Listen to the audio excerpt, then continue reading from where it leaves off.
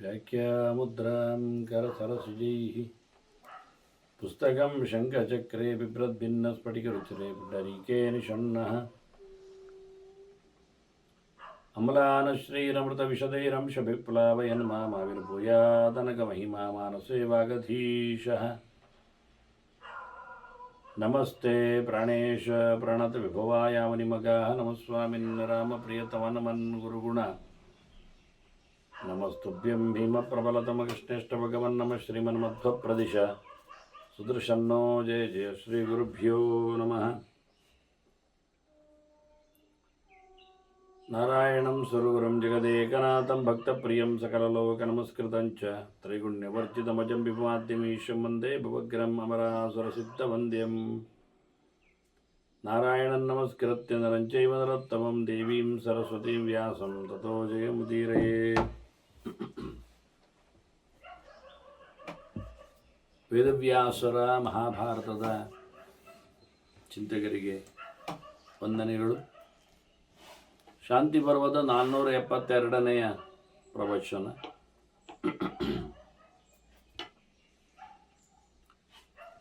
ಶುಕಾಚಾರ್ಯರು ಎಳವೆಯಲ್ಲೇ ವೇದವ್ಯಾಸರಿಂದ ಆದಿಷ್ಟರಾಗಿ ಮೋಕ್ಷ ಧರ್ಮದ ಚಿಂತನೆಗೆ ಜನಕರಾಜನೆಡೆಗೆ ಮಿಥಿಲೆಗೆ ತೆರಳಿದ್ದಾರೆ. ಅಲ್ಲಿ ದ್ವಾರಪಾಲಕರು ಒಳಗೆ ಬಿಡುವಲ್ಲಿ ತಕರಾರು ಮಾಡಿದರೂ ಮುಂದೆ ಮಂತ್ರಿ ರಾಜನ ಉದ್ಯಾನದ ವನದಲ್ಲೇ ಆತನನ್ನು ಕುಳ್ಳಿರಿಸಿ ಬಿಟ್ಟೋದ್ರು. ಶುಕನಲ್ಲಿಗೆ 50 ವೇಶ್ಯೆಯರ ಸಮಾವೇಶ ಅವನ ಸೇವೆಗೆ ಬಂದಿದೆ. ಬಹಳ ಚಂದವಾಗಿ ರುಚಿಯಾದ ಊಟವನ್ನು ಮಾಡಿಸಿ ಮತ್ತು ಅವನನ್ನು ಕರ್ಕೊಂಡೋದ್ರು.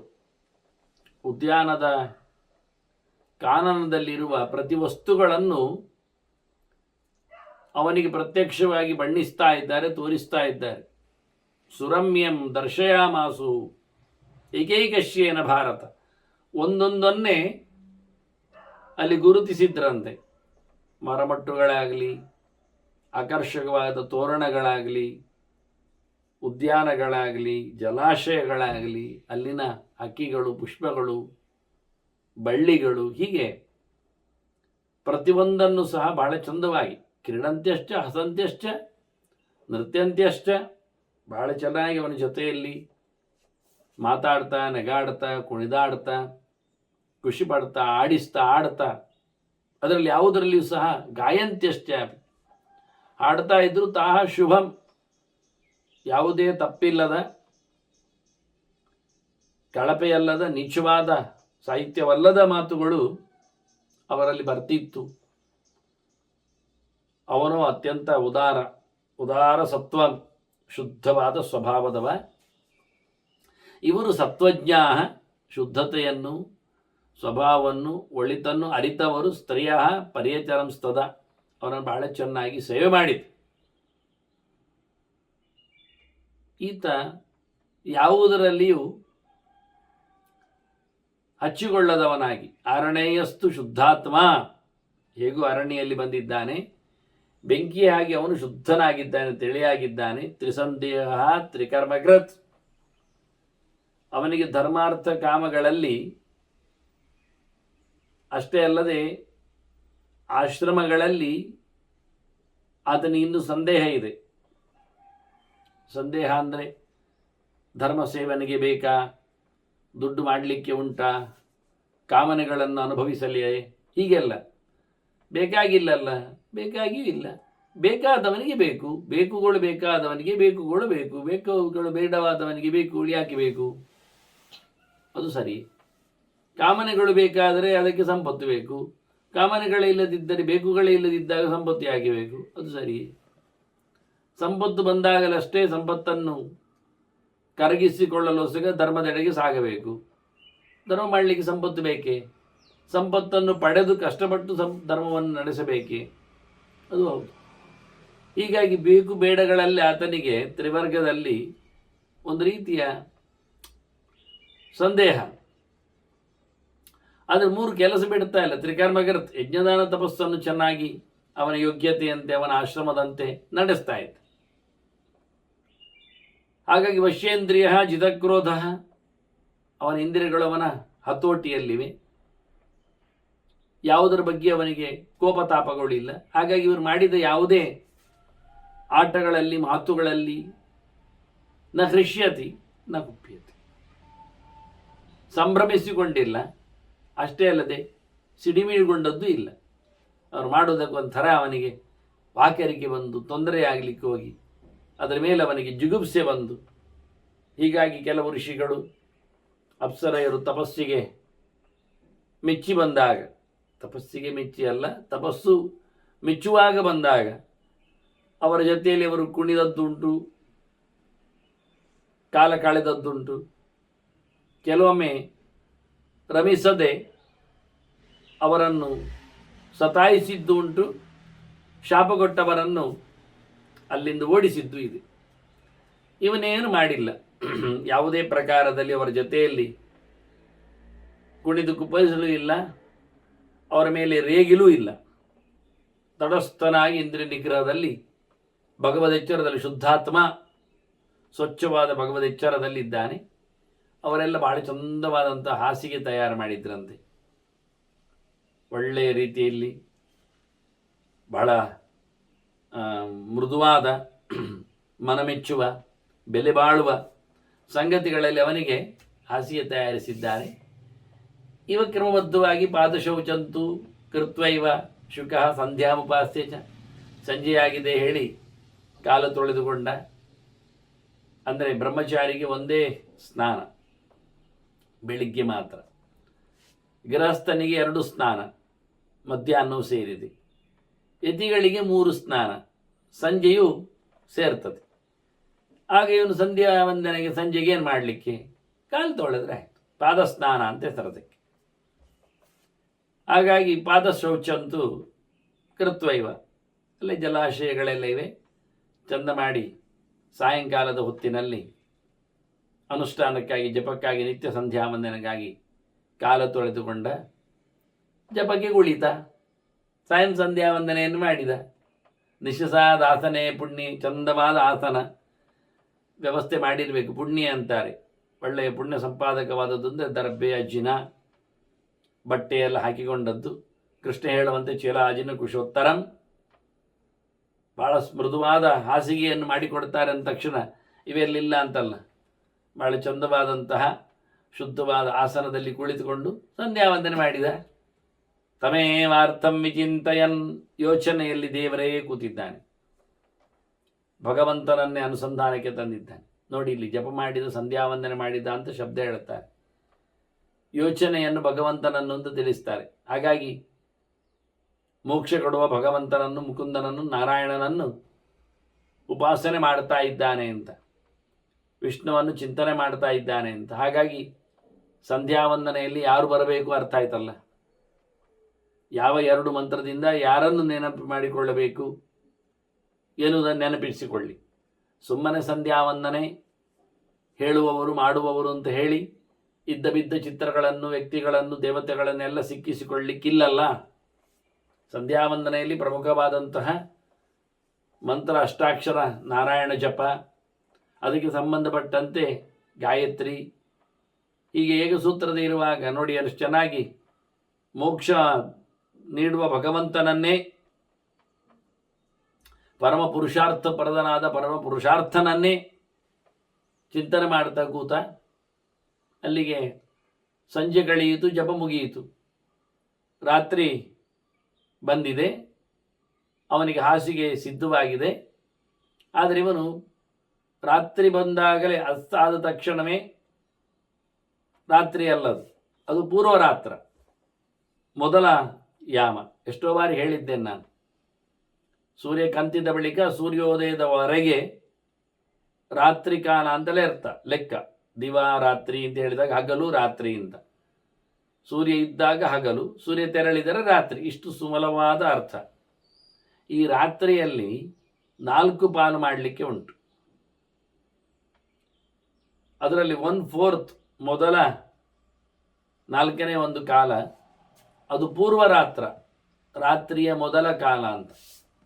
ಮತ್ತು ಅದರ 1/4 ಲಾಸ್ಟ್ ಪೀಸ್ ಕಾಲ ಅದು ಅಪರರಾತ್ರ, ಲಾಸ್ಟ್ ಒಂದು ಅರ್ಥ, ರಾತ್ರಿಯ ಕಡೆಗೆ ಅಂತ ಅರ್ಥ. ಹಾಗಾಗಿ 4 ಭಾಗ ಮಾಡಿದ ರಾತ್ರಿಯಲ್ಲಿ ಮೊದಲ ಪೀಸ್ ಒಂದು, ಕಡೆಯ ಪೀಸ್ ಒಂದು, 2 ಪೂರ್ವ ಮತ್ತು ಅಪರರಾತ್ರ ಅಂತ. ಮತ್ತೆ ಮಧ್ಯದ್ದಕ್ಕೆ ಮಧ್ಯರಾತ್ರ ಅಂತ ಇರ್ತಾರೆ. ಮಧ್ಯದಲ್ಲಿ 2 ಪೀಸ್ ಇದೆ, ಅರ್ಧ ಇದೆ, ಅದನ್ನು ಅರ್ಧರಾತ್ರ ಅಂತ ಕರೆಯುವುದು ಕೆಲವೊಮ್ಮೆ. ಹೀಗಾಗಿ ಮೊದಲು ಸೂರ್ಯ ಕಂತಿದ ತಕ್ಷಣ 3 ಗಂಟೆ, ಮತ್ತೆ ಕಡೆಗೆ ಸೂರ್ಯ ಬರುವ ಮೊದಲು 3 ಗಂಟೆ. ಇದು 6 ಗಂಟೆ ಮಲಗಲಿಕ್ಕಲ್ಲ, ನಡುವಿನ 6 ಗಂಟೆ ಅದು ಮಲಗಲಿಕ್ಕೆ. ಇದನ್ನು ಯಾಮ ಅಂತ ಕರೀತಾರೆ. ಅದರಿಂದ ರಾತ್ರಿಯ ಸಮಯವನ್ನು 4 ಭಾಗ ಮಾಡಿ 4 ಯಾಮ ಅಂತ ಕರೆದು, ಅದರಲ್ಲಿ ಮೊದಲ ಯಾಮ ದೇವರ ಚಿಂತನೆಗೆ, ಅದರ ಕಡೆಯ ಯಾಮ ದೇವರ ಚಿಂತನೆಗೆ, ನಡುವಿನ 2 ಯಾಮ ಗಡದ್ದು ನಿದ್ದೆ ಮಾಡಲಿಕ್ಕೆ. ಇದು ಬಹಳ ಸರ್ತಿ ಬಹಳ ಕಾಲದಲ್ಲಿ ಬಹಳ ಜನರಿಗೆ ಹೇಳಿಕೊಟ್ಟ ಮಾತುಗಳಲ್ಲಿ ಕಾಣ್ತದೆ. ಆ ನಡುವಿನ 2 ಯಾಮದಲ್ಲಿ 6 ಗಂಟೆ ಹೊತ್ತು ಸುಮಾರಾಗಿ ±6 ಗಂಟೆ, ಯಾವಾಗಲೂ ಒಂದು ಯಾಮ 3 ಗಂಟೆಗಿಂತ ಕೂಡಿಸು ಕಳೆಯಲ್ಲಿ ಬರ್ತದೆ. 10-20 ನಿಮಿಷ ಕಳೆ, 10-20 ನಿಮಿಷ ಕೂಡಿಸು, ಇಷ್ಟೇ. ಅದು ಋತುಮಾನಕ್ಕೆ ಸಂಬಂಧಪಟ್ಟಂತೆ, ಸೂರ್ಯನ ಉತ್ತರಾಯಣ ದಕ್ಷಿಣಾಯನಕ್ಕೆ ಸಂಬಂಧಪಟ್ಟಂತೆ ಇದು ಹಿಗ್ಗುತ್ತದೆ ಕೂಗುತ್ತದೆ ರಾತ್ರಿಯ ಸಮಯಗಳು. ಈ ಮಧ್ಯದ 2 ಯಾಮದಲ್ಲಿ ನಿದ್ದೆಯನ್ನಂದಲ್ಲದೆ ಇನ್ನೇನನ್ನು ಮಾಡಲಿಕ್ಕೆ ಆಗುವುದಿಲ್ಲ. ಸಂಚಾರ ಮಾಡಲಿಕ್ಕಿಲ್ಲ, ಊಟ ಮಾಡಲಿಕ್ಕಿಲ್ಲ, ನೀರು ಕುಡಿಲಿಕ್ಕಿಲ್ಲ. ಇವೆಲ್ಲ ಸಹಜವಾದ ಮನುಷ್ಯನಿಗೆ ಹೇಳಿದ್ದು. ಇನ್ನು ಆತುರನಿಗೆ, ರೋಗಿಗೆ, ಇವನಿಗೆಲ್ಲ ಎಕ್ಸಂಪ್ಷನ್ಸ್ಗಳಿವೆ. ಅಷ್ಟೇ ಅಲ್ಲದೆ ಗ್ರಹಣದ ಹೊತ್ತಾದರೆ ಅದು ವಿಶೇಷ. ಆದ್ದರಿಂದ ಗ್ರಹಣಕ್ಕೆ ಬಂದಾಗ ಮನೆಯಲ್ಲಿ ಯಾರಾದರೂ ಸತ್ತರೆ ಹೆತ್ತರೆ ಅದು ವಿಶೇಷ. ಹಾಗಾಗಿ ಸ್ಪೆಷಲ್ ಕೇಸುಗಳು ಬಿಟ್ಟರೆ, ಅಂತಹ ಸ್ಪೆಷಲ್ ಕೇಸುಗಳಲ್ಲಿ ಊಟ ತಿನಿಸು ಉಪಹಾರ ಬಾಯಾರಿಕೆ ಅದೆಲ್ಲ ನಡೆಯುವುದಿಲ್ಲ. ಅದು ರೋಗಿಗೊಂದು ಬಿಟ್ಟರೆ, ಮದ್ದಿನ ವಿಷಯದಲ್ಲಿ ಬಿಟ್ಟರೆ, ಮತ್ತು ಪ್ರಯಾಣಾದಿಗಳು ನಡೆಯುವುದಿಲ್ಲ. ಗ್ರಹಣಾದಿ ಸಂದರ್ಭಗಳು ಬಂದರೆ ಸ್ನಾನ ಇತ್ಯಾದಿಗಳಿಗೆ ಮಾತ್ರ ಅವಕಾಶ ಎಚ್ಚರದಲ್ಲಿ. ಮತ್ತು ಯಾವಾಗಲೂ ಮಲಗಲಿಕ್ಕೇನೆ ನಡುರಾತ್ರಿ. ಆದರೆ ಕೃಷ್ಣಾಷ್ಟಮಿಯಲ್ಲಿ ನಡುರಾತ್ರಿಗೆ ಅರ್ಗೆ ಕೊಡಲಿಕ್ಕೆ ಉಂಟಲ್ಲ, ಹೌದು ಕೊಡಲಿಕ್ಕೆ ಉಂಟು. ಹಾಗಾಗಿ ಅರ್ಗೆ ಕೊಟ್ಟ ಬಳಿಕ ಮಲಗಲಿಕ್ಕೆ ಅಲ್ಲಿ ಅಷ್ಟೇ ಒಂದು ಸ್ವಲ್ಪ ಮಧ್ಯರಾತ್ರಿವರೆಗೆ ಕಾದು ಅರ್ಗೆ ಕೊಟ್ಟು ಮಲಗಿ ಬಿಡಲಿಕ್ಕೆ ಮತ್ತೆ. ಹಾಗಾಗಿ ಅದೊಂದು ಬಿಟ್ಟರೆ ಇನ್ಯಾವುದರಲ್ಲಿಯೂ ಸಹ ಈ ರೀತಿಯಾದ ವ್ಯವಸ್ಥೆ ಇಲ್ಲ. ಅದನ್ನು ಇಲ್ಲಿ ಸ್ಪಷ್ಟಪಡಿಸ್ತಾನೆ. ಪೂರ್ವರಾತ್ರೇತು ತತ್ರಾದೌ, ಅಲ್ಲಿ ಮೊದಲ ರಾತ್ರಿ ಬಂದಾಗ ತತ್ರಾಸೌ ಭೂತ್ವ ಧ್ಯಾನಪರಾಯಣ. ಜಪ ಮುಗಿದ ನಂತರ ರಾತ್ರಿ ಬಂದಾಗ ಸೂರ್ಯ ಕಂತಿದ ಬಳಿಕ ಏನು ಮಾಡಬೇಕು ಹೇಳಿದರೆ, ಸೀದಾ ಹೋಗಿ ಊಟ ಮಾಡುವುದಲ್ಲ, ತಿನ್ನುವುದಲ್ಲ. ಮತ್ತೆ ಮೊದಲ ಯಾಮದಲ್ಲಿ ಧ್ಯಾನಕ್ಕೆ ಕೂತ್ಕೊಳ್ಬೇಕು, ದೇವರ ಚಿಂತನೆ ಮಾಡಬೇಕು. ಇವ ಅದನ್ನು ಮಾಡಿದ. ರಾತ್ರಿ ಬಂತು, ಮೊದಲ ಯಾಮದಲ್ಲಿ ಇವನದ್ದು ನಿತ್ಯದ ಹಾಗೆ ಧ್ಯಾನಕ್ಕೆ ಕುಳಿತಿದ್ದಾನೆ ಚಂದ ಮಾಡಿ. ಮತ್ತೆ ಮಧ್ಯರಾತ್ರಿ ತಾನ್ಯಾಯಂ ನಿದ್ರಾಮ ಆಹಾರಯತ್ ಪ್ರಭು. ಮತ್ತೆ ಮಧ್ಯರಾತ್ರಿಯಲ್ಲಿ 2 ಯಾಮ 6 ಗಂಟೆ ಗಡದ್ದು ನಿದ್ದೆ ಮಾಡಿದ್ದಾನೆ. ಒಳ್ಳೆ ಹಾಸಿಗೆ ಹಾಕಿ ಕೊಟ್ಟಿದ್ದಾರೆ, ಒಳ್ಳೆ ನಿದ್ದೆ ಮಾಡಿದ್ದಾನೆ. ಮತ್ತೆ ತದ ಮುಹೂರ್ತಾದುತ್ತಾಯ ಕೃತ್ವ ಶೌಚಂ ಅನಂತರಂ ಸ್ತ್ರೀಭಿ ಪರಿವೃತೋ ಧೀಮಾನ್ ಧ್ಯಾನಂ ಏವಾನುಬದ್ಧತ. ಮತ್ತೆ 6 ಗಂಟೆ ನಿದ್ದೆ ಮಾಡಿ ಎದ್ದ. ಮತ್ತೆ ಅಪರರಾತ್ರ ಬಂತು, ಲಾಸ್ಟ್ ಬಂತು, ಬ್ರಾಹ್ಮ ಮುಹೂರ್ತ ಬಂತು, ಸೂರ್ಯೋದಯಕ್ಕಿಂತ ಮೊದಲ 3 ಗಂಟೆ ಎದ್ದ. ಎದ್ದಿದ್ದಾನೆ. ನಿತ್ಯದ ಶೌಚಗಳು, ಮಲಮೂತ್ರ ವಿಸರ್ಜನೆಗಳು, ಸ್ನಾನಾದಿಗಳು. ಬ್ರಹ್ಮಚಾರಿಗೆ ಹಲ್ಲುಜ್ಜಲಿಕ್ಕಿಲ್ಲ, ಆದ್ರಿಂದ ಹಲ್ಲುಜ್ಜುವುದು ಹೇಳಲಿಕ್ಕಿಲ್ಲ, ಅದವನಿಗೆ ಬಿಟ್ಟದ್ದು ಇಲ್ಲ. ಹಾಗೆ ಶೌಚ ಎಲ್ಲ ಮುಗಿಸಿದ ಕ್ರಮ ಪ್ರಕಾರ ಮತ್ತೆ ಜಪಕ್ಕೆ ಕುಳಿತ, ಆಯ್ತಲ್ಲ. ಸ್ತ್ರೀಭಿ ಪರಿವೃತ ಧೀಮಾನ್, ಕ್ರಮ ಪ್ರಕಾರ ಇವರನ್ನೆಲ್ಲ ಸೇರಿಸಿಕೊಂಡಿದ್ದಾರೆ, ಅವರು ಕೂತಿದ್ದಾರೆ. ಇದು ಯಾವಾಗ? ಜಪಕ್ಕಲ್ಲ, ಇನ್ನೀಗ ಧ್ಯಾನಕ್ಕೆ. ಇದು ಬ್ರಹ್ಮ ಮುಹೂರ್ತದಲ್ಲಿ ಧ್ಯಾನಕ್ಕೆ ಮತ್ತೆ ಜಪಾನುಷ್ಠಾನಕ್ಕೆ. ಅದರಿಂದ ಹೆಂಗಸರೆಲ್ಲ ಕೂತಿದ್ದಾರೆ, ಅವರಿಗೆ ರಾತ್ರಿ ಕಳೆದಿದೆ, ಇವನು ಧ್ಯಾನಕ್ಕೆ ನೆಲೆಗೊಂಡಿದ್ದ. ಈಗ ಸ್ಪಷ್ಟವಾಗಿ ಶುಕನ ಮಿಥಿಲೆಯಲ್ಲಿನ ಉಪಾಸನೆಯ ಬಗ್ಗೆ ಮಾತನ್ನು ಭೀಷ್ಮರು ಹೇಳಿದರು. ಮಾರ್ಕಂಡೇಯ ತಿಳಿಸಿಕೊಟ್ಟ ನೆಲೆಯಲ್ಲಿ ಧರ್ಮರಾಜನಿಗೆ ಮರುದಿನ ಆಯಿತು. ಮರುದಿನ ಆಗಿದಾಗ ಈ ವಿಷಯಗಳು ಮುಗಿಯಿತು. ರಾಜನೇ ಬಂದಿದ್ದಾನೆ ಅಲ್ಲಿಗೆ. ಇವನ್ನ ಬರಮಾಡಿಸಿಕೊಂಡದ್ದಲ್ಲ, ರಾಜ ಮಂತ್ರಿಗಳ ಜೊತೆಯಲ್ಲಿ ಬಂದಿದ್ದಾನೆ. ಪುರೋಹಿತರನ್ನು ಕರ್ಕೊಂಡು ಬಂದಿದ್ದಾನೆ. ಮೊದಲು ಬರಬೇಕು ಅವರು ಪುರೋಹಿತರು. ಬೇಕಾದ ದ್ರವ್ಯಗಳನ್ನು ತಂದಿದ್ದಾನೆ. ಮತ್ತೆ ಅಂತಃಪುರದವರು ಸುಮಾರು ಜನ ಇದ್ದಾರೆ ಬಿಡಿ. ಹಾಗಾಗಿ ಬಂದವನೇ ಬಹಳ ದೊಡ್ಡ ಮಟ್ಟಿನ ಚಂದವಾದಂತಹ ಆಸನವನ್ನು ಈತನಿಗೆ ನೀಡಿದ್ದಾನೆ. ನೋಡಿ, ಅಲ್ಲಿ ಅವರ ಉದ್ಯಾನದಲ್ಲಿ ಬೇಕಾದಷ್ಟು ಆಸನಗಳಿವೆ. ಅದಾಗಲೇ ಅವರೆಲ್ಲ ಮಲಗುವ ಆಸನಗಳನ್ನೆಲ್ಲ ಸಿದ್ಧ ಮಾಡಿದ್ರು, ಮಂಚ ಎಲ್ಲ. ಹಾಗೆ ಅಲ್ಲಿ ಹೂತೋಟದಲ್ಲಿ ಬೇಕಾದಷ್ಟು ಆಸನಗಳ ವ್ಯವಸ್ಥೆಗಳಿವೆ. ಆದರೆ ಒಬ್ಬ ಅತಿಥಿ ಬಂದಿದ್ದಾನೆ ಅಂದಾಗ ಅವನಿಗಾಗಿ ಅಂತಃಪುರದಿಂದ ಪ್ರತ್ಯೇಕವಾದ ಆಸನ, ಸರ್ವತೋಭದ್ರ ಅಂದರೆ ಅಷ್ಟಪಟ್ಟಿಯ ಕೃಷ್ಣನನ್ನು ಕುಳ್ಳಿರಿಸಿಕೊಂಡಾಗ ಅವರು ಮಾಡಿಕೊಂಡ ಹಾಗೆ ಬಹಳ ಅದ್ದೂರಿಯಾದ ಶ್ರೀಮಂತವಾದ ಆಸನವನ್ನು ತಂದು ಅವನಿಗೆ. ಆ ದೃಷ್ಟಿಯಿಂದ ಅದು ಹೊಸತು ಅಂತ ಅರ್ಥ. ಅವರವರಿಗೆ ಮೀಸಲಾದದ್ದು, ಅವರಲ್ಲಿ ಯಾರು ಕೂತ್ಕೊಳ್ಳಿಕ್ಕಿಲ್ಲ. ತೇಷಾಂ ತ್ವಯಾಸನೇನ ಪ್ರಶ್ವಸಿತವ್ಯಂ ಹೇಳಿದಾಗೆ ಉತ್ತಮರ ಆಸನದಲ್ಲಿ ಅವನಿಗಿಂತ ಯೋಗ್ಯತೆಯಲ್ಲಿ ಕಮ್ಮಿಯಾದವರು. ಇದದ್ದು ಗುರುಕುಲದಲ್ಲಿ ಗುರುಗಳೇ ಹೇಳಿದ್ದು. ಗುರುಗಳು ಕೂತ ಆಸನದಲ್ಲಿ ಕೂತ್ಕೊಂಡು ಒಂದು ಉಸಿರು ಬಿಡಬೇಡ ಅಂತ. ಅಷ್ಟು ಟೈಮು ಕೂತ್ಕೊಳ್ಳಿಕ್ಕಿಲ್ಲ, ಕ್ಷಣ ಮಾತ್ರ ಕೂತದ್ದು ತಪ್ಪಾಗ್ತದೆ ಅಂತ. ಇದು ಆಸನಕ್ಕೆ ಕೊಟ್ಟಿರತಕ್ಕಂಥ ಬೆಲೆ. ಹಾಗಾಗಿ ಯಾರೋ ಕೂತ ಆಸನ ತಂದದ್ದಲ್ಲ ರಾಜ ಅಂತ ಅರ್ಥ. ಹೊಸದಾದ ಚಂದವಾದ ಆಸನವನ್ನು ಇವನಿಗಾಗಿ ತಯಾರಿಸಿಕೊಂಡು ತಾನೇ ಅವನಿಗೆ ಆಸನವನ್ನು ಕೈಯಲ್ಲಿ ಹಿಡಿದು ಕುಳ್ಳಿರಿಸಿದ್ದಾನೆ.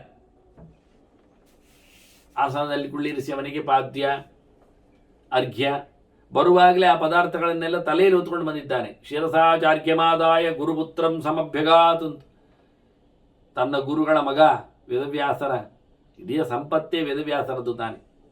ವ್ಯಾಸರನ್ನು ಗುರುಗಳು ಅಂತ ಹೇಳುವುದರಲ್ಲಿ ಯಾವುದೇ ಮುಲಾಜೇ ಇಲ್ಲ, ಮುಚ್ಚುಮರೇ ಇಲ್ಲ. ಹಾಗೆ ಇರತಕ್ಕಂಥ ಎಲ್ಲ ಟೆಸ್ಟ್ಗಳು ವ್ಯಾಸರಿಂದ ನಮಗೆ ಸಿಕ್ಕಿತ್ತು. ವೇದದ ಆವಿಷ್ಕಾರವೂ ಅವರೇ ಮಾಡಿದ್ದಲ್ಲ. ಭಾರತ ಪುರಾಣಗಳ, ಬ್ರಹ್ಮಸೂತ್ರಗಳ, ಇನ್ನೂ ಕಂಡು ಕೇಳರಿಯದ ಅಡಿಗೆ ಆಗಿಬಿಟ್ಟ ಬ್ರಹ್ಮತರ್ಕಗಳ ಎಲ್ಲ.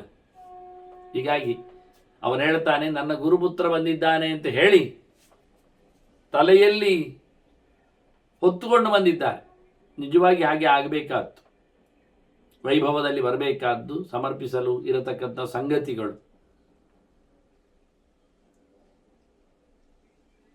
ಹಾಗಾಗಿ ಬಹಳ ವೈಭವದಲ್ಲಿ ಆತನ ಸೇವೆಗೆ ಬಂದಿದ್ದಾನೆ. ಆಸನ ಸಮರ್ಪಿಸಿ ಆಸನವನ್ನು ತಾನೇ ಕೈಯಾರೆ ಅದರಲ್ಲಿ ಕುಳ್ಳಿರಿಸಿಕೊಂಡು ಪಾದ್ಯ, ಅರ್ಘ್ಯ ಮತ್ತು ಗೋದಾನ ಅದು ಕೊಡಬೇಕು ಅಂತ ಕ್ರಮ ಅತಿಥಿಗೆ. ಆದನವನ್ನು ಮತ್ತೆ ಅವನು ಅದಕ್ಕೆ ಬೇಕಾದ ಹಾಗೆ ವ್ಯವಸ್ಥೆ ಮಾಡ್ತಾರೆ, ಮತ್ತೆ ಕಳುಹಿಸಿಕೊಡ್ತಾರೆ ಕ್ರಮ. ಹಾಗೆ ತಗೊಂಡಿದ್ದಾನೆ. ಅವನ ಉಪಚಾರಗಳು ಅತ್ಯಂತ ಪ್ರೀತಿಯಿಂದ ಆದ ಬಳಿಕ ಬಂದವನೇ ಮಾತಾಡಿಸಬೇಕಲ್ಲ, ಕ್ರಮ ಹಾಗೆ. ಸ್ಮಿತ ಪೂರ್ವಾಭಿಭಾಷೀಚ ಅಂತ ಕ್ರಮ ಹಾಗೆ. ಯಾವಾಗಲೂ ಬಂದವನು ಕೇಳಲಿಕ್ಕೆ, ಅವನೇ ಬಂದದ್ದಲ್ಲ ಇಲ್ಲಿಗೆ, ಏನಾಗಬೇಕೇನು ಅಂತ. ಹಾಗಾಗಿ ರಾಜನನ್ನು ಮಾತಾಡಿಸಿದ. ಚಂದವಾಗಿ ರಾಜನಲ್ಲಿ ಕೇಳ್ತಾನೆ. ಪರಿಭ್ರಚ್ಛತ್ ಮಹಾತೇಜ, ಭೀಷ್ಮರು ಹೇಳುತ್ತಾರೆ, ಬಹಳ ತೇಜಸ್ಸುಳ್ಳ ಹುಡುಗ ಶುಕ. ರಾಜ್ಞಃ ಕುಶಲಂ ಅವ್ಯಯಂ, ರಾಜನಲ್ಲಿ ಕೇಳ್ತಾನೆ, ಕುಶಲವೇ ಅಂತ. ತೊಂದರೆ ಇಲ್ಲ ತಾನೇ ಅಂತ. ಏನು ತಪ್ಪಿಲ್ಲದ ಯೋಗ್ಯವಾದ ಕ್ಷೇಮ ತನ್ನಲ್ಲಿ ಇದೆಯೇ? ಅಷ್ಟೇ ಅಲ್ಲ, ಅನಾಮಯಂಚ, ಆರೋಗ್ಯ ತಾನೇ? ಏನು ಉಪಟಳಗಳು ಇಲ್ಲಲ್ಲವೇ ಅನ್ನೋ ನೆಲೆಯಲ್ಲಿ ರಾಜೇಂದ್ರ ಅಂತ ಕರೆದು ಕೇಳಿಕೊಂಡಿದ್ದಾನೆ. ಕೇವಲ ರಾಜನನ್ನು ಮಾತ್ರ ಅಲ್ಲ, ಶುಕಃ ಸಾನುಚರಸ್ಯ ಚ ಅಂತ, ಹತ್ತಿರದಲ್ಲಿ ಬಂದವರದ್ದು, ಉಳಿದವರ ಜೊತೆಯಲ್ಲಿಯೂ ಸಹ ಅವರೆಲ್ಲರ ಯೋಗಕ್ಷೇಮದ ಬಗ್ಗೆ ವಿಚಾರಿಸಿದ್ದಾನೆ. ಇಷ್ಟು ಕೇಳಿದ ಬಳಿಕ ರಾಜ ಅದಕ್ಕೆ ಉತ್ತರ ಕೊಟ್ಟ ಬಳಿಕ, ಕ್ಷೇಮವಿದ್ದೇವೆ, ಎಲ್ಲ ಚೆನ್ನಾಗಿದೆ, ತಮ್ಮ ದಯದಿಂದ ಎಲ್ಲ ಹೇಳ್ತಾರಲ್ಲ. ಅನಜ್ಞಾತಃ ಸತೇನಾಥ ನಿಶಸಾದ ಸಹಾನುಕಃ ಭೂಮೌ. ರಾಜ, ಕೃತಾಂಜಲಿ, ನಾವು ಕೂತ್ಕೊಳ್ಳಿಯಾ ಅಂತ ಕೇಳ್ತಾನೆ ರಾಜ. ಅಷ್ಟೊತ್ತು ನಿಂತೇ ಇದ್ದಾನೆ. ಕೂತ್ಕೊಳ್ಬೇಕು ಅಂತ ಹೇಳಿ ಶುಕ ಕೂತ್ಕೊಳ್ಳಿ ಕೇಳಿದ. ರಾಜ ಅವನ ಮಂದಿ ಎಲ್ಲ ಕೂತ್ಕೊಂಡ್ರು. ಎಲ್ಲಿ? ನೆಲದಲ್ಲಿ, ಇವನ ಆಸನದಲ್ಲಿ. ಕೈ ಮುಗಿದು ಕೂತಿದ್ದಾನೆ ರಾಜ ಗುರುಪುತ್ರನಿಗೆ. ಇದು ಗೌರವ ಅಂದ್ರೆ. ರಾಜನು ಕೇಳ್ತಾನೆ ಮತ್ತೆ, ಕುಶಲಂಚಾವೇಂಚೈವ ಪೃಷ್ಟ್ವಾ ವೈಯಾಸಿಕಿ ನೃಪ. ವ್ಯಾಸನ ಮಗನಾದ ಶುಕನಲ್ಲಿ ನೀನು ಕುಶಲವೇ? ಏನು ಕಮ್ಮಿ ಇಲ್ಲ ತಾನೇ? ಅಂದರೆ ಹಿಂದೆಲ್ಲ ಋಷಿಗಳಿಗೆ, ಕಾಡಿನಲ್ಲಿರುವವರಿಗೆ ಏನಾದರೂ ಕಮ್ಮಿ ಆದರೆ ಬೇಕಾಗಿದ್ದರೆ ರಾಜನೇ ಹೋಗಿ ಕೊಟ್ಟು ಬರುವುದು. ಅಜಿನ, ಕಮಂಡಲು, ಪಾತ್ರೆ, ಅವರಿಗೆ ಆಸನ, ಚಾಪೆ ಇವೆಲ್ಲ ಅರಮನೆಯಿಂದ ಅವರಿಗೆ ಹೋಗ್ತದೆ. ಅದನ್ನು ಕೇಳಿಕೊಂಡು ತಿಳಿದುಕೊಂಡು ರಾಜ ಸಪ್ಲೈ ಮಾಡ್ತಿದ್ದ. ಬಹಳ ಅದ್ದೂರಿಯಾದ ವಿಷಯಗಳಿವು. ಹಾಗೆ ಇವನು ಕೇಳ್ತಾನೆ, ನಿಮ್ಮದೇನು ಸಮಸ್ಯೆ ಇಲ್ಲ ತಾನೆ ಅಂತ ಕೇಳ್ತಾನೆ. ಮತ್ತು ಕೇಳ್ತಾನೆ, ಕಿಮಾಗಮನಂ, ಎಂಥದಕ್ಕೆ ಬಂದದ್ದು ಅಂತ. ಸುಮ್ಮನೆ ಯಾರು ಬರುವುದಿಲ್ಲ, ಗೊತ್ತುಂಟು. ಕಾರಣವನ್ನು ಕೇಳದೆ ಹೇಳುವುದಿಲ್ಲ ಅಂತೇನಿಲ್ಲ. ಹಾಗಾಗಿ ಕೇಳಬೇಕೆನ್ನುವುದು ಕ್ರಮ ರಾಜನದ್ದು. ಬಂದ ಉದ್ದೇಶ ಏನು? ಆಗ ಶುಕರು ಹೇಳ್ತಾರೆ, ನಮಗೆ ತಂದೆ ಹೇಳಿದ್ದು ನಿನ್ನಲ್ಲಿ ಹೋಗಲಿಕ್ಕೆ ಉಂಟು ಅಂತ. ಅದಕ್ಕೆ ನಾನು ಬಂದಿದ್ದೆ, ನನಗೆ ಕೇಳಲಿಕ್ಕಿತ್ತು ಅಂತ ಹೇಳಿದ್ದಕ್ಕೆ. ಮೋಕ್ಷ ಧರ್ಮದ ವಿಷಯದಲ್ಲಿ ಪ್ರಶ್ನೆಗೆ ಇಲ್ಲಿಗೆ ಹೋಗಿ ಬಂದಿದ್ದಾರೆ. ಪ್ರವೃತ್ತವ್ವ ನಿವೃತ್ತವ್ವ ಸದೇವ ಚೇತ್ಸತಿ ಸಂಶಯ. ನನಗಪ್ಪ ಹೇಳಿದ್ದು, ಜನಕರಾಜ ಮಿಥಿಲೇವ ನನ್ನ ಕೆಲಸ ಸೇವೆ ಮಾಡುವವ, ಅಂದರೆ ಯಾಜ್ಯ, ನನ್ನನ್ನು ಹೋಮಹವನಗಳಿಗೆ ಕರೀತಾನವ ಯಜಮಾನ. ಹಾಗಾಗಿ ಹೋಗಿ ಬಂದಿದ್ದಾರೆ, ಅದಕ್ಕೆ ನಾನು ಬಂದಿದ್ದೇನೆ. ಅದು ಪ್ರವೃತ್ತಿ ವಿಷಯ ಇರಲಿ, ನಿವೃತ್ತಿ ವಿಷಯ ಇರಲಿ, ಎರಡೇ ಅಲ್ವಾ ಹಣ್ಣಿರೋದು, ಎರಡೇ ಅಲ್ವಾ ಜಾತಿ ಹಕ್ಕಿಗಳಿರೋದು. ಹಾಗಾಗಿ ಎರಡು ವಿಷಯದಲ್ಲಿ ನಿನಗೇನಾದರೂ ಕೇಳಲಿಕ್ಕಿದ್ರೆ ಸಂಶಯವನ್ನು ನಿವೃತ್ತಿ ಮಾಡ್ತಾನೆ ಅಂತ ಜನಕರಾಜ ಅಂತ ಹೇಳಿದ್ದಾನಪ್ಪ. ಅದಕ್ಕೆ ಬಂದಿದ್ದೆ. ಅದನ್ನು ನಾನು ಪ್ರಶ್ನೆ ಕೇಳ್ತಾ ಇದ್ದೇನೆ. ಕಿಂಕಾರ್ಯಂ ಬ್ರಾಹ್ಮಣೇನೇಹ, ಓದಿಕೊಂಡವನು ಆಳ್ಲಿಕ್ಕೇನು ಮಾಡಲಿಕ್ಕುಂಟು? ಬ್ರಾಹ್ಮಣ ಅಂದರೆ ಓದಿಕೊಂಡವ ಅಂತ ಅರ್ಥ, ಬ್ರಹ್ಮ ಅಣತಿ ಅಂತ ಅರ್ಥ, ಭಗವಂತನ ಎಚ್ಚರವನ್ನು ಸಂಪಾದನೆ ಮಾಡುವವ, ಮಾಡಿದವ ಅಂತ ಅರ್ಥ. ಹಾಗಾಗಿ ತಿಳಿದವ ಏನು ಮಾಡಲಿಕ್ಕೆ ಉಂಟು? ಕೇಳು. ಮೋಕ್ಷಾರ್ಥಶ್ಚ ಕಿಮಾತ್ಮಕ, ಮೋಕ್ಷ ಎನ್ನುವುದುಂಟಲ್ಲ, 4 ಬಯಸುವುದರಲ್ಲಿ ಮನುಷ್ಯ ಪುರುಷಾರ್ಥ ಚತುಷ್ಟಯ ಅಂತ ಬೇಕುಗಳಲ್ಲಿ ಧರ್ಮಾರ್ಥ ಕಾಮದಂತೆ ಮೋಕ್ಷವನ್ನು ಬೇಕು ಅಂತ. ಹಾಗಾಗಿ ಅದು ಎಂಥದ್ದು? ಅದು ಹೇಗಿರ್ತದೆ? ಅದರ ಸ್ವರೂಪವೇನು? ಅದರ ಲಕ್ಷಣ ಹೇಗೆ ಅಂತ ಕೇಳ್ತಾ. ಅದರೊಟ್ಟಿಗೆ ಕಥಂಚ ಮೋಕ್ಷ ಪ್ರಾಪ್ತವ್ಯ, ಮೋಕ್ಷವನ್ನು ಪಡೆಯುವುದು ಹೇಗೆ? ಆ ಪುರುಷಾರ್ಥವನ್ನು ಗೆಲ್ಲುವುದು ಹೇಗೆ? ಇಲ್ಲಿಂದ ಬಿಡುಗಡೆ ಆಗುವ ರೀತಿ ಏನು? ಜ್ಞಾನೇನ ತಪಸಾಥವ, ಜ್ಞಾನದಿಂದಲ, ಕರ್ಮದಿಂದಲ, ಅರಿವಿನಿಂದಲ, ಆಚರಣೆಯಿಂದಲ. ತಪಸ್ಸು ಅಂದರೆ ಕಠೋರವಾದ ನಿಷ್ಠೆಯಿಂದ ತುಂಬಿದ ವ್ರತ ನಿಯಮಗಳು ಅಂತ ಅರ್ಥ. ಇಲ್ಲಿ ತಪಸ್ಸು ಚಿಂತನೆ ಅಂತ ಅರ್ಥ ಮಾಡಿದರೆ ಜ್ಞಾನೇನ ಕೇಳಿ ಆಯ್ತಲ್ಲ ಒಮ್ಮೆ. ಆದ್ದರಿಂದ 2 ಮಾರ್ಗಗಳನ್ನು ನೋಡಿಕೊಳ್ಳುವ ಹಾಗೆ, ತಿಳಿಸಿಕೊಡುವ ಹಾಗೆ ಇದು ಪ್ರಶ್ನೆಯಲ್ಲಿ ಅವನು ಕೇಳುವ ಕ್ರಮ. ಅದು ಯಾವುದು ಆಗ್ಬೋದು ಅಂತ, ಯಾವುದರಿಂದಾಗಿ ಮೋಕ್ಷ ಪಡೀಲಿಕ್ಕೆ ಆಗ್ತದೆ? ಹಾಗೆ ಜನಕರಾಜ ಹೇಳುತ್ತಾರೆ, ನಿನಗೆ ನಾನು ಶೂರವೆಯಿಂದ ಹೇಳುತ್ತೇನೆ ಅಂತಾನೆ. ಅದು ಹೇಳುವ ಕ್ರಮ. ಪೀಠಿಕೆಯಿಂದ ವಿಷಯಕ್ಕೆ ಬರುವುದು ಅಂದರೆ ಮತ್ತೆ ಪ್ರಶ್ನೆ ಕೇಳುವ ಹಾಗಿಲ್ಲ. ಎಲ್ಲಿಂದ ಶುರು ಮಾಡಿದ್ರೆ, ಏನು ಶುರು ಮಾಡಿದ್ರು ಅಂತ ಏಕ ಪ್ರಕಾರ ಆಗುವುದಲ್ಲ. ಮತ್ತು ಯಾವಾಗಲೂ ಯಾವುದೇ ಸಂವಾದಗಳು, ಈಗ ನಮಗೆ ವೇದವ್ಯಾಸರಿಂದಾಗಿ, ಭೀಷ್ಮರಿಂದಾಗಿ, ಧರ್ಮರಾಜನಿಂದಾಗಿ ನಮಗೆ ಸಿಕ್ಕಿದ್ದು ಟೆಸ್ಟಲ್ಲಿ. ವ್ಯಾಸರು ಹೀಗೆ ಅಂತ ಅದನ್ನು ನೋಟ್ ಮಾಡಿದ್ದ. ಅದನ್ನು ಸಂವಾದಗಳಲ್ಲಿ ಎಲ್ಲ ಇದೆಲ್ಲ ವಿಷಯ ಹೀಗೆ ಬಂದಿದೆ ಎಲ್ಲ ಕೇಳಬೇಕಾಗಿದ್ದ ನಿರ್ಬಂಧ ಇಲ್ಲ. ಇರ್ತದೆ, ಕವರ್ ಆಗಿರ್ತದೆ. ಆದರೆ ಮತ್ತಷ್ಟು ಇರ್ತದೆ ಕೆಲವೊಮ್ಮೆ. ಯಾಕೆ? ನಮಗಾಗಿ ಅಂತ, ಮುಂದಿನವರಿಗಾಗಿ ಅಂತ. ಹಾಗಾಗಿ ಇಲ್ಲಿ ಜನಕರಾಜನ ಮಾತುಗಳು ಮೊದಲಿಂದ ಆರಂಭ ಆಗಲಿಕ್ಕೆ ಕಾರಣ ವೇದವ್ಯಾಸರು ಆಗಿರ್ತಾರೆ, ಮತ್ತೆ ಜನಕನು ಆಗಿರ್ತಾನೆ. ಹೇಳುವಾಗ ಡೀಟೇಲ್ ಆಗಿ ಹೇಳುವ ಕ್ರಮ. ಹಾಗಾಗಿ ಹೇಳ್ತೇನೆ ಶುರುವಿಂದ ಅಂತ ಹೇಳಿ ಶುರು ಮಾಡ್ತಾನೆ ಜನಕ. ವಾಸ್ತವವಾಗಿ ಅಲ್ಲ, ಕಲೀಲಿಕ್ಕೆ ಉಂಟಲ್ಲ ಶಾಲೆಗೆ ಹೋಗಿ. ಶಾಲೆ ಅಂದರೆ ಗುರುಕುಲ ವಾಸ್ತವವಾಗಿ.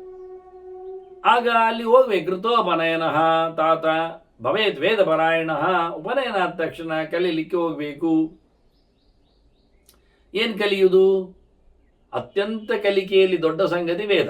ಅದನ್ನು ವೇದ ಪರಾಯಣ, ವೇದವನ್ನು ಶ್ರೇಷ್ಠ ಆಸರೆಯನ್ನಾಗಿಸಿಕೊಂಡು ಯಾವುದರಿಂದಾಗಿ ತಿಳಿಯಬೇಕಾದ ಸಂಗತಿ ಭಗವಂತನನ್ನು ನಾವು ತಿಳಿಯುತ್ತೇವೆಯೋ, ಯಾವುದರಿಂದಲಾದರೂ ತಿಳಿಯಲಿಕ್ಕೆ ಸಾಧ್ಯವಿಲ್ಲದೆ ತಿಳಿಯಬೇಕಾದ ಸಂಗತಿಯಿಂದಲೇ ತಿಳಿಯಬೇಕಾಗ್ತದೆಯೋ ಅದು ವೇದ. ಅದು ದೇವರು. ದೇವರನ್ನು ಬೇರೆ ಕಡೆಯಿಂದ ನೋಡಲಿಕ್ಕೆ ಆಗುವುದಿಲ್ಲ. ವೇದ ಬೇರೆಯವರನ್ನು ಹೇಳಲಿಕ್ಕೆ ಹೊರಟದ್ದು ಅಲ್ಲ. ಅದರಿಂದ ದೊಡ್ಡ ಸಂಗತಿಯನ್ನು ಹಿಡಿಯಬೇಕಾದರೆ, ದೊಡ್ಡ ಸಂಗತಿಯನ್ನು ತಿಳಿಯಬೇಕಾದರೆ ದೊಡ್ಡದಾದ ಹೊತ್ತಗೆಯನ್ನೇ ನಾವು ಆಶ್ರಯಿಸಬೇಕು. ಹಾಗಾಗಿ ಒಬ್ಬ ತಿಳಿಯಲು ಹೊರಟವ ಬ್ರಹ್ಮಚಾರಿ ಉಪನಯನದ ಬಳಿಕ ವೇದವನ್ನು ಓದಬೇಕು ಚೆನ್ನಾಗಿ. ತಪಸ ಗುರುವೃತ್ಯಾಚ ಬ್ರಹ್ಮಚರ್ಯೇಣ ಚಾಭಿಭೋ. ಅಲ್ಲಿ ಒಳ್ಳೆಯ ರೀತಿಯಿಂದ ಕಲಿಬೇಕೆನ್ನುವುದು ಸತ್ಯ. ಕಲಿಯುವಾಗ ಗುರುಗಳ ಸೇವೆ ಮಾಡಬೇಕೆನ್ನುವುದು ಅಷ್ಟೇ ಮುಖ್ಯ. ಮತ್ತೆ ದೇಹದಲ್ಲಿ, ಮನಸ್ಸಿನಲ್ಲಿ, ಮಾತಿನಲ್ಲಿ ಬ್ರಹ್ಮಚರ್ಯವನ್ನು ಕಾಪಾಡಿಕೊಳ್ಳಬೇಕು. ಭಗವಂತನೆಡೆಗೆ ಸಾಗುವವನು ಭಗವದಿತರತ್ರ ತನ್ನ ತ್ರಿಕರಣಗಳನ್ನು ಓಡಿಸಬಾರದು. ಅದು ಕಟ್ಟಿನಿಟ್ಟಿನ ಒಂದು ಕ್ರಮ. ದೇವತಾನ ಋಷೀಣಾಂಚ. ವಾಸ್ತವವಾಗಿ ಅನೃಣಃ ಅನಸೂಯಕ. ಅವನಿಗೂ ಕಲಿಯುವುದು ಅಂದ ತಕ್ಷಣ ಋಷಿಗಳು ಕಲಿತು ತಂದದ್ದನ್ನು ಸೊತ್ತನ್ನು ನಾವು ಅರಗಿಸಿಕೊಳ್ಳುವುದು. ಹಾಗಾಗಿ ನಮಗೆ ಋಷಿ ಋಣ ಅಂಟುತ್ತದೆ. ಯಾರ್ಯಾರೋ ಯಾವ್ಯಾವತ್ತೋ ಕಂಡ ಮಂತ್ರಗಳು, ಚಿಂತನೆಗಳು ಅವರ ಜೀವಮಾನದುದ್ದಕ್ಕೆ ಪಡೆದಿರತಕ್ಕಂತಹ ಸಾಧನೆ ಅಂಶಗಳನ್ನು ನಾವು ಸ್ವಲ್ಪವೇ ಹೊತ್ತಿನಲ್ಲಿ ಅದನ್ನು ಕೇಳಿಬಿಡುತ್ತೆ. ಹಾಗಾಗಿ ಋಷಿ ಋಣಗಳಿಂದ ಇವನು ದೂರನಾಗಲಿಕ್ಕೋಸ್ಕರ ಅದರಂತೆ ಈ ದೇಹ, ಅದರಲ್ಲಿ ಇರತಕ್ಕಂಥ ತತ್ವಾಭಿಮಾನಿ ದೇವತೆಗಳು, ಕಾಲಕಾಲಕ್ಕೆ ಅವರು ಕೊಡತಕ್ಕಂತಹ ನಮಗೆ ಮಳೆ, ಬೆಳೆ, ಬೆಳಕು ಇತ್ಯಾದಿಗಳು. ಆದ್ದರಿಂದ ಆ ಎಲ್ಲ ದೇವತೆಗಳಿಗೂ ಸಹ ನಾವು ಋಣಿಗಳಾಗಿರ್ತೇವೆ. ಪ್ರತ್ಯಕ್ಷವಾಗಿ ನಮ್ಮ ದೇಹದಲ್ಲಿದ್ದುಕೊಂಡು ಪರೋಕ್ಷವಾಗಿ ನಮಗೆ ಅನುಕೂಲಕರವಾದಂತಹ ಸೊತ್ತುಗಳನ್ನು ಕೊಡುವ ಮೂಲಕ ಬಹಳ ದೂರದಲ್ಲಿ ನೆಲೆಗೊಂಡ ಸೂರ್ಯ ಮಳೆ ಬರಿಸ್ತಾನೆ, ಮಳೆಯಿಂದ ಬೆಳೆ ಏಳುತ್ತದೆ, ಅದರಿಂದ ದವಸ ಧಾನ್ಯಗಳಿಂದ ಹೋಮ ಹವನ ಮಾಡ್ತೇವೆ, ಹೀಗೆ ದೇವತೆಗಳಿಗೆ ಇಷ್ಟ ಆಗ್ತದೆ ಅನ್ನುವ ಸುತ್ತು ತಿರುಗಿದ ವಿಷಯಗಳಲ್ಲಿಯೂ ದೇವತೆಗಳ ಋಣ ಎದ್ದು ಕಾಣುತ್ತದೆ. ಹಾಗಾಗಿ ದೇವತೆಗಳ, ಋಷಿಗಳ ಋಣ ಪರಿಹಾರವನ್ನು ಮಾಡಿಕೊಳ್ಳಿಕ್ಕೋಸ್ಕರ ಯಾವುದೇ ರೀತಿಯಾದ ಮತ್ಸರಕ್ಕೆ, ಹೊಟ್ಟೆಗಿಚ್ಚಿಗೆ, ಬೂಟಾಟಿಕೆಗೆ, ಸ್ಪರ್ಧೆಗೆ ಒಳಗಾಗದೆ ಅವ ಬಹಳ ಚೆನ್ನಾಗಿ ಇರಬೇಕು. ಈ ಋಣವನ್ನು ಪರಿಹಾರ ಮಾಡಿಕೊಳ್ಳುವುದು ಹೇಗೆ? ಮತ್ತೊಬ್ಬರಿಗೆ ಪಾಠ ಮಾಡುವ ಮೂಲಕ, ಕ್ರಮ ಪ್ರಕಾರ ವೇದವನ್ನು ಉಪಯೋಗಿಸಿಕೊಳ್ಳುವ, ಯಾವುದರಲ್ಲಿ ಪ್ರಯೋಗದ ಮೂಲಕ, ಯಜ್ಞಾಗದ ಮೂಲಕ ಉಪಯೋಗಿಸಿಕೊಳ್ಳುವ ಮೂಲಕ. ಅದನ್ನು ವೇದಾನದೀತ್ಯ ನಿಯತಃ ದಕ್ಷಿಣಾಮುಪವರ್ಜ್ಯ ಚ ಮತ್ತೆ ಅಭ್ಯನುಜ್ಞಾಂ ಅಥ ಪ್ರಾಪ್ಯ ಸಮಾವರ್ತೇತ ವೈದ್ಯುಜ. ಮತ್ತೆ ಕಲಿತು ಮುಗಿದ ಬಳಿಕ ಒಳ್ಳೆ ನಿಯಮದಲ್ಲಿ ಇದ್ದವನಾಗಿ, ಎಂದ ನಿಯಮದು?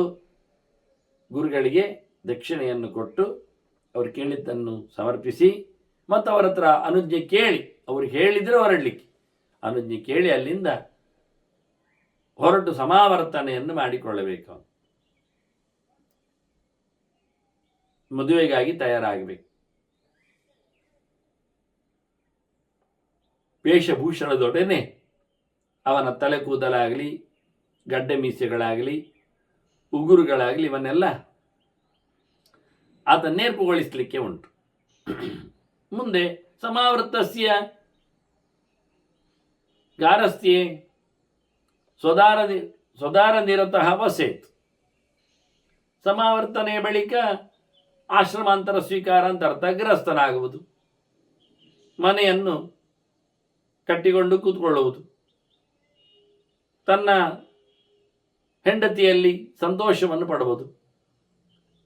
ಹಾಗೆ ಯಾರ ಮೇಲೆಯೂ ಸಿಟ್ಟಿಲ್ಲದೆ ಅನಸೂಯ ಯಾರದೇ ಮನೆ ವಾಳತೆಯನ್ನೆಲ್ಲ ತನ್ನ ಸ್ಪರ್ಧೆಗಾಗಿಟ್ಟುಕೊಳ್ಳದೆ ಹಂಗಿಸದೆ ಯಥಾನ್ಯಾಯ ಆಯಿತಾಗ್ನಿ ಅನಾವೃತ ಶುದ್ಧವಾದ ಯಾವುದೇ ಮುಚ್ಚುಮರೆ ಇಲ್ಲದೆ ಕಪಟ ಇಲ್ಲದೆ ಮೋಸ ಇಲ್ಲದೆ ಒಪ್ಪನಾಗಿ ಬಂದ ಸಂಪತ್ತನ್ನು ಬಹಳ ಚೆನ್ನಾಗಿ ವಿನಿಯೋಗಿಸಿಕೊಂಡು ಪ್ರತಿನಿತ್ಯ ಅಗ್ನಿ ಕಾರ್ಯವನ್ನು ಅಗ್ನ್ಯಾಧಾನವನ್ನು ಅಗ್ನಿ ಸಮಾರಾಧನೆಯನ್ನು ನಿರಂತರ ನಡೆಸ್ತಾ ಉತ್ಪಾತಿ ಪುತ್ರಂ ಪೌತ್ರಂಚ ಮಕ್ಕಳನ್ನು ಪಡೆದು ಮಕ್ಕಳಿಗೆ ಮಕ್ಕಳನ್ನು ಆಗುವಂತೆ ನೋಡಿಕೊಂಡು ಅಂದರೆ ಮೊಮ್ಮಕ್ಕನನ್ನು ಕಂಡು ಇವ ಅಜ್ಜನಾಗಿ ವನ್ಯಾಶ್ರಮ ಪದೇ ವಸೆ ಮತ್ತು ಕಾಡಿಗೆ ತೆರಳಬೇಕು, ವಾನಪ್ರಸ್ಥಾಶ್ರಮದಲ್ಲಿ ನಿಲ್ಲಬೇಕವ. ಯಾಕೆ ಮೊಮ್ಮಕ್ಕಳಾದ್ರಲ್ಲ, ಇನ್ನು ಮನೆಯಲ್ಲಿ ಒಂದು ಜನ ಬೇಡ, ಹಾಗಾಗಿ ಹೊರಡ್ಬೋದು, ತಲೆ ಹೆಚ್ಚಾಗ್ತದೆ. ಕಾಡಿನಲ್ಲಿ ಇನ್ನು ಆತ ಸಂಪಾದನೆ ಮಾಡಲಿಕ್ಕೆ ಉಂಟು ಪುಣ್ಯಗಳನ್ನೆಲ್ಲ.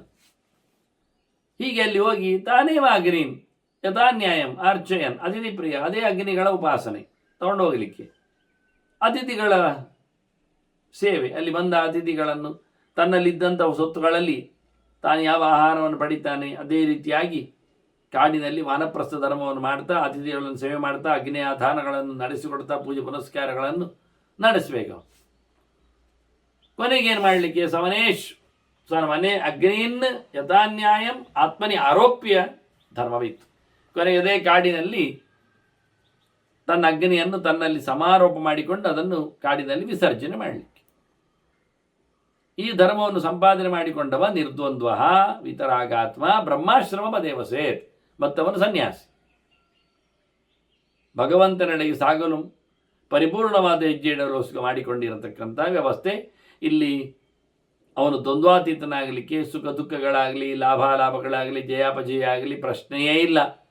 ಬಂದದ್ದು ಇದ್ದಾಗಿ ಉಪಯೋಗಿಸಿಕೊಳ್ಳುವ ರೀತಿ, ಮತ್ತು ಒಳ ಹೊರಗಿನಲ್ಲಿ ಯಾವುದೇ ರೀತಿಯಾದಂಥ ಕಲಮಶ ಇಲ್ಲ, ಬೇಕು ಬೇಡಗಳ ತಾಕಲಾಟಗಳಿಲ್ಲ. ಹೀಗೆ ನಿರ್ದ್ವಂದ್ವನಾಗಿ ಆಸೆ ಆಕಾಂಕ್ಷೆಗಳಿಗೆ ಬಲಿಯಾಗದೆ ಬೇಕುಗಳನ್ನು ಬಿಟ್ಟುಕೊಟ್ಟು ಸಿಕ್ಕಿದ್ದನ್ನು ಸಿಕ್ಕಿದ ಹಾಗೆ ಬದುಕುವ ನೆಲೆಯಲ್ಲಿ ಉಪಯೋಗಿಸಿಕೊಂಡು ಹೋಗಬೇಕು.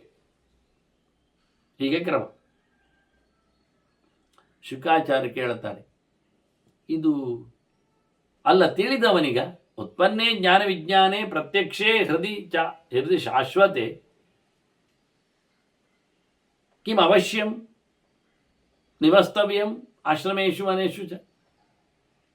ಶಾಶ್ವತವಾದ ಧರ್ಮ ಭಗವಂತ ಹೃದಯ ಕಮಲದಲ್ಲಿ ಅಡಗಿ ಕೂತವ, ಅವನೊಂದೊಮ್ಮೆ ಕಾಣಲಿಕ್ಕೆ ಸಿಕ್ಕಿದ್ರೆ ಅವನಿಗೆ ಯೋಗ್ಯವಾದಂಥ ಜ್ಞಾನವನ್ನು, ದೇವತೆಗಳಿಗೆ ಯೋಗ್ಯವಾದ ವಿಜ್ಞಾನವನ್ನು, ಸಾಮಾನ್ಯವಾದ ಜ್ಞಾನವನ್ನು, ಭಗವದ್ ಎಚ್ಚರವನ್ನು ಸಂಪಾದಿಸುವ ವಿಜ್ಞಾನವನ್ನು ಪಡೆದ ಬಳಿಕ ಯಾರಿಗೆ ಸಾಮಾನ್ಯದ ಜ್ಞಾನ ಭಗವಂತನ ಅರಿವು ಬಂದಿರ್ತದೆ ಅಂಥವರು ಈ ಪ್ರಕಾರವಾಗಿ ಆಶ್ರಮಗಳಲ್ಲೆಲ್ಲ ಇರಲಿಕ್ಕೆ ಬೇಕಾ ಕೇಳ್ತಾನೆ. ಯಾಕೆ ಆಶ್ರಮಗಳಲ್ಲಿ ಇರುವಂಥದ್ದು ದೇವರನ್ನು ಕಾಣಲಿಕ್ಕೆ ಬೇಕಾದಂಥ ಮೆಟ್ಟಿಲುಗಳಾಗಿ ಮುಂದಕ್ಕೆ ಮುಂದಕ್ಕೆ ಬಿಡ್ತಾ ಬಿಡ್ತಾ ಅಂತ ಹೇಳಿಕೊಂಡು, ಮತ್ತೆ ಬೇಕು ಅಂತ ಕಂಡ್ರೆ ಅದಕ್ಕೆ ಮೊದಲೇ ಬೇಕು ಎನ್ನುವುದನ್ನು ತಿಂದುಕೊಂಡು ಸಾಕು ಅಂತ ಮಾಡಿಕೊಂಡು ಅಲ್ಲಿಂದ ಕಾಡಿನಲ್ಲಿ ನೆಲೆಗೊಂಡು ಕಣ್ಣಿಗೆ ಅದನ್ನು ಸಹ ತ್ಯಜಿಸುವ ಮೂಲಕ ಭಗವಂತನಿಗೆ ಅರಿಸುವಲ್ಲಿ ಸಮರ್ಥನಾಗ್ತಾನೆ. ಹಾಗಾಗಿ ಇದು ಹಾಗೆ ಕ್ರಮಬದ್ಧವಾಗಿ ಬರಬೇಕಾ, ಇನ್ನು ಬೇರೆ ಏನಾದರೂ ಉಂಟಾ? ಜನಕ ಹೇಳುತ್ತಾನೆ, ಅಲ್ಲಯ್ಯ ನೀನು ಹೇಳಿದ್ದು ಸಮ, ತಿಳಿಯದೆ ಮೋಕ್ಷ ಇಲ್ಲ ಎನ್ನುವುದು ಸತ್ಯ, ತಿಳಿವು ಗುರುಗಳಿಲ್ಲದೆ ಬರುವುದಿಲ್ಲ ಎನ್ನುವುದು ಅಷ್ಟೇ ಸತ್ಯ. ನವೀನ ಜ್ಞಾನ ವಿಜ್ಞಾನೇ ಮೋಕ್ಷಸ್ಯಾಧಿಗಮವೇ. ದೇವರ ಎಚ್ಚರ, ಲೋಕದ ಚಿಂತನೆ, ಆತ್ಮದ ಅರಿವು, ಪರಮಾತ್ಮನ ರಹಸ್ಯ, ಶಾಸ್ತ್ರದ ಮೂಲಕ ಇವನ್ನೆಲ್ಲ ಸರಿಯಾಗಿ ತಿಳ್ಕೊಳ್ಳದೇ ಇದ್ದರೆ ಅವನಿಗೆ ಮೋಕ್ಷ ಸಿಗುವುದಿಲ್ಲ. ನವೀನ ಗುರು ಸಂಬಂಧಂ, ಗುರುಗಳು ಇಲ್ಲದೆ, ಗುರುಗಳ ಜೊತೆ ಸೇರಿಕೊಳ್ಳದೆ ಜ್ಞಾನಸ್ಯಾಧಿಗಮ ಸ್ಮೃತಃನ, ತಿಳುವಳಿಕೆ ಬರುವುದಿಲ್ಲ. ಹಾಗಾಗಿ ತಿಳುವಳಿಕೆಗೋಸ್ಕರ ಗುರುಗಳಲ್ಲಿಗೆ ಹೋಗಿ ಅಲ್ಲಿಂದ ಗುರುದಕ್ಷಿಣೆಗಳನ್ನೆಲ್ಲ ಕೊಟ್ಟುಕೊಂಡು ಅವ ತಿಳ್ಕೊಳ್ಳೋದರ ಬಗ್ಗೆ ಎಚ್ಚರ ಆಗಲಿಕ್ಕೆ ಉಂಟು ಅಲ್ಲವಾ?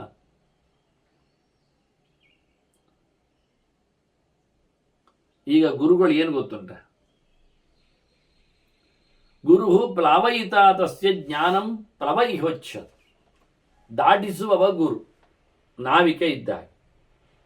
ಜ್ಞಾನ ದೋಣಿ, ದಾಟಲಿಕ್ಕಿರುವ ವಸ್ತು ಆಗಿದೆ.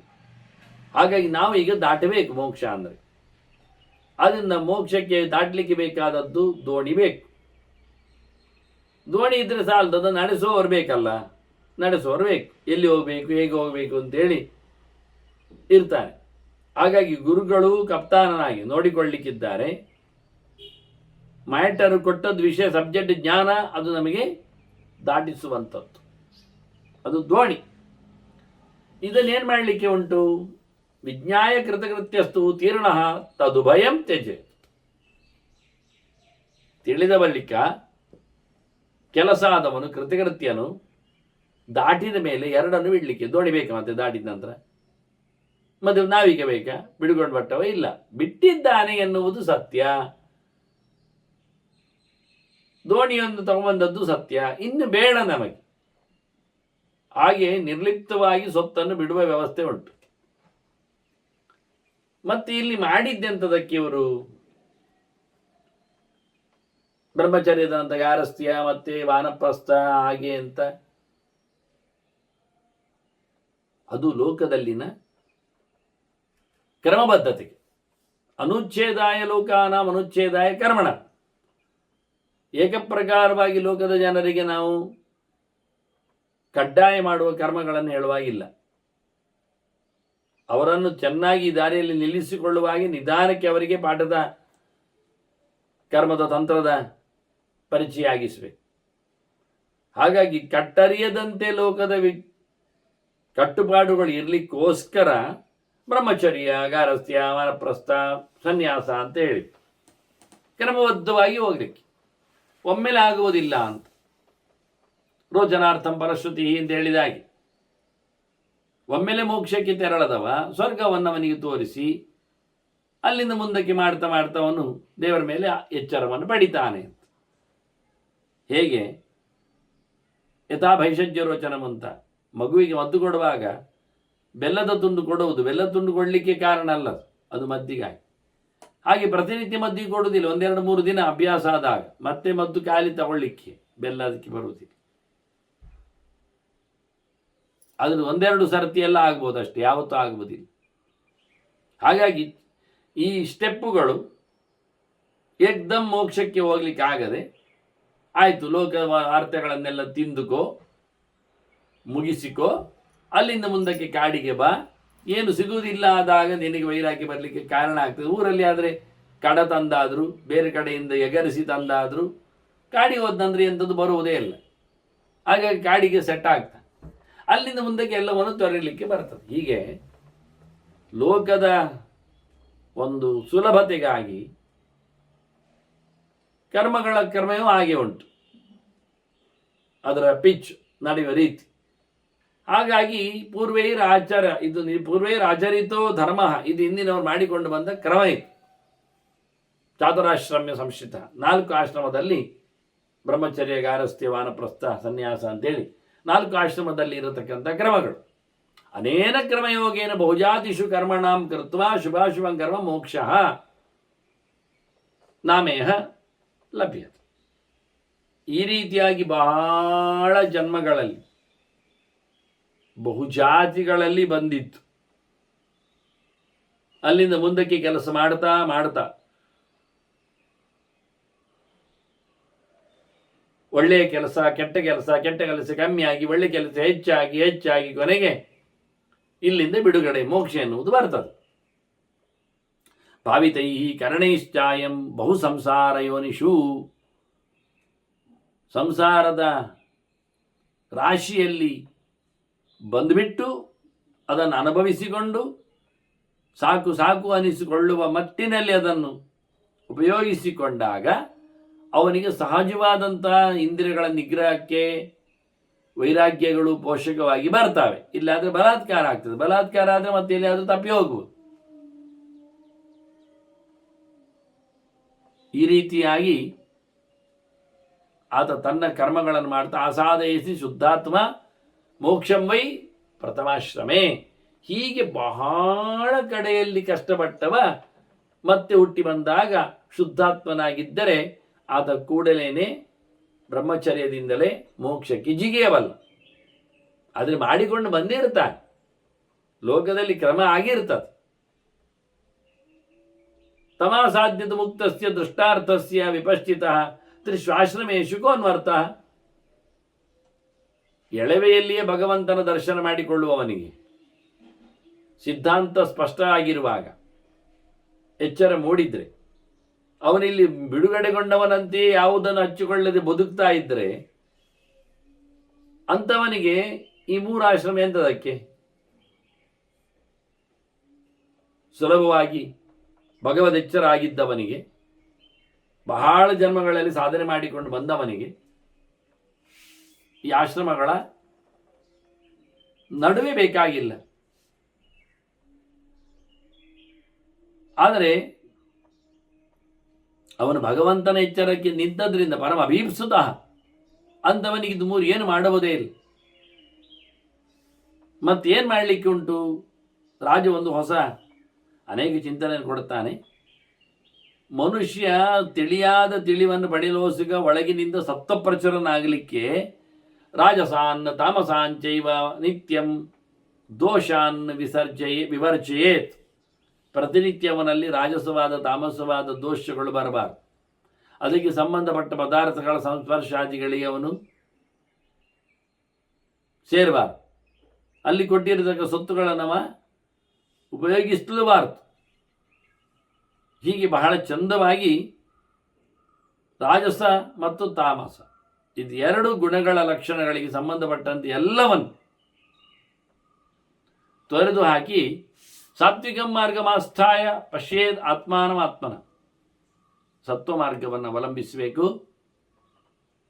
ಅಂಥವನು ತನ್ನಲ್ಲಿ ದೇವರನ್ನು, ಮನಸ್ಸಿನಲ್ಲಿ ಭಗವಂತನನ್ನು,